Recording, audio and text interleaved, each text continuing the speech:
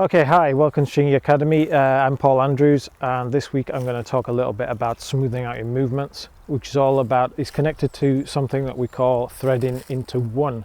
So what we're talking about is like when you first learn something, we first learn some movements. We're going to use Chuan as an example here. You learn it in stages.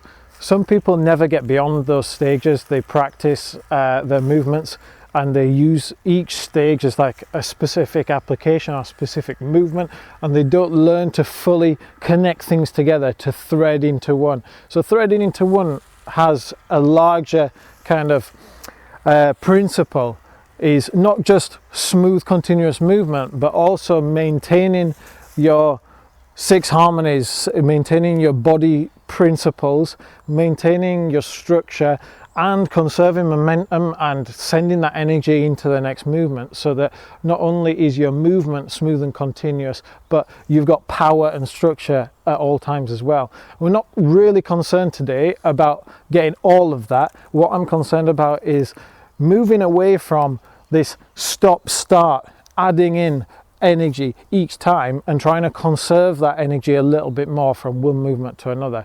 So we're going to take our classical Chuan as an example. So I'm going to start off from a Santi. Notice how I settle into it and drop down. That's so I can sink my weight into the posture. I'm not raising up, I'm getting into a good stable posture. So just to explain our classical Santi, we usually break this down into a number of stages. The first is cow. We use this hand and we pull back and we do the hook. There's a lot going on just in that, but we're not going to worry about application so much. I'm just going to use the body here, the twisting of the torso, to bring the hand back. Cow. Okay. Then we step forwards and we step forwards again. Now the body twists back and we're using Chuan. So the spiral comes out of the body and down the arm. Then the rear foot moves up. So we're doing like a chicken step here. So there's no weight on this foot. We call this jin because we're going to step through. It means entering. Yeah. So we've done cow, Chuan. Then we're going to step up with this foot, and as we do that, we bring in the other hand and do another Chuan. Now we call this shun because shun means to follow in the same direction. So I'm trying to use the same energy here. So it's the same movement. From here we use fan, overturning. So we expand out from the chest, overturn. Then we step down and we do P. P is splitting, using the rise and fall of energy. So we've just risen up and then we split back down. So when I teach someone this, at first it's 1, 2, 3, 4, 5. 5 movements. And you see people doing this. Very obvious. 1, 2, 3, 4, 5. Quite stiff. Each sticking point, each cut here. 1, stop. 2, stop. 3, stop. 4, stop. 5, stop. Each point where you stop, you're having to put more energy in to get yourself started again. It's like you're sticking, and then to get over that resistance of the stick, you have to put some energy in again. Now, in terms of feet, we usually go 1, 2, 3. But in actual fact, we want the footwork just to be a normal jing step. You step through. So the front foot steps, the rear foot follows, comes through and out. And we want all this stuff that's going on with the twisting of the body and the arms and stuff all to come out naturally as well. So notice the feet, they're stepping because my waist is twisting, the dantian is turning, this lower waist I'm going to twist from here. The arms, they move because the upper waist is twisting. So we need to combine those two twists in opposite directions, as well as all this other stuff that's going on with the arms. So you can see that this is quite a complex, complicated thing to do.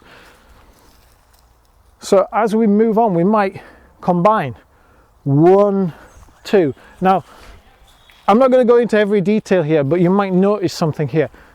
At first, 1, stop, 2, come straight out. Yeah. When I smooth it out, cow, 1, see here, there's a circle. There's a circle here. Yeah, rather than back and stop. So my body pulls it back and it stops, but then my body pushes out again. Now watch. 1, we go in a circle. The circle comes from the torso, comes from the body.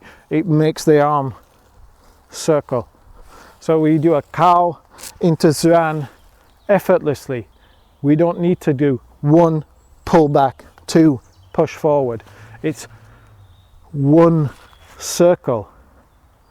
This energy is coming out here, and we follow this with the next movement.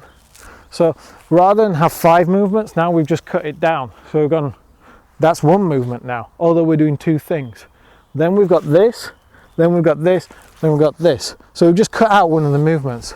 So then we think about how can we change our movement so that we flow. So we've got this circle here, then here into here. So rather than just 1 stop, then open, you see the hand keeps coming and opens up and out. We're opening out from the chest, and then the arms circle around and down. So we go from this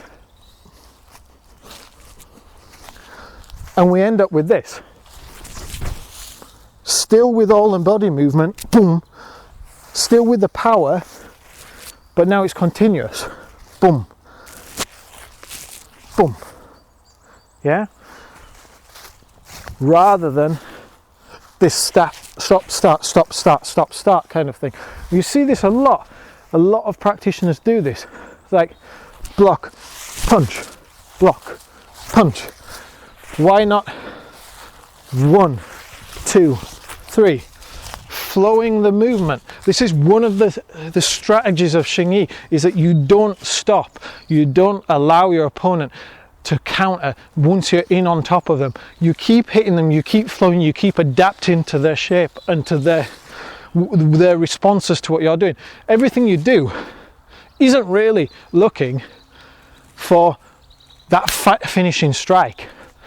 It just comes when it comes. What you're looking for is positional advantage, and to get an advantage through your movement over your opponent. So the more that they're responding and getting under pressure, the more you keep putting pressure on until they can't deal with that pressure anymore, and either you land a big strike or they run away from you.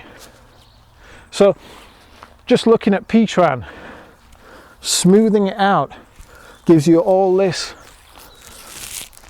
and you keep the power within the movement if you can. But try and get that smoothness to begin with. You see here at the end, I even use a roll, a spine, so I can go into my next movement. So I go 1, 2. See, there's the spine, rolls me back, and I use a twist as well. So I'm pulling, I'm reeling the energy back in, use the twist so it comes out and goes back in. You quite often see this a lot though with people. Some people do a hung, like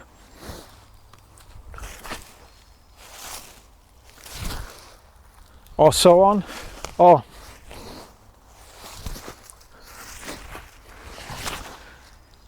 it's 2 stop start, 2 stop start. Even if you are relaxed, there's a stop, there's a cut. Now you need to put in more energy into your next movement. There's a stop, there's a cut. So our practice of things like Yan Yi, researching the intention, where we look to follow your intention and move with the energy and feel where the energy is going. This really helps with this. It looks like you're just dancing around or doing some kind of form of Tai Chi or something, but in actual fact, you're trying to keep the Xing Yi structures, the Xing Yi principles intact.